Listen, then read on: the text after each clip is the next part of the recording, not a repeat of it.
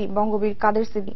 একই সাথে যুদ্ধাপরাধের অভিযোগে স্বরাষ্ট্রমন্ত্রী মহিউদ্দিন খান আলমগীর ও আওয়ামী লীগের কোষাধ্যক্ষ আশিকুর রহমান চৌধুরীর বিচারও দাবি করেন তিনি। মাইনুল ইসলাম শোভনের রিপোর্ট।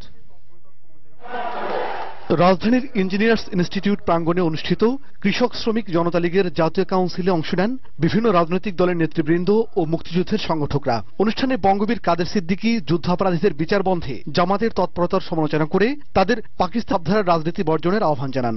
আর নিজ দলের যুদ্ধাপরাধীদের বিচারের আওতায় আনতে সরকারের প্রতি আহ্বান জানান তিনি। আজকে আওয়ামী লীগের কোষাধ্যক্ষ তার বিচার হয় না, এটা হতে পারে না। প্রত্যেকটা রাজাকারের বিচার হবে।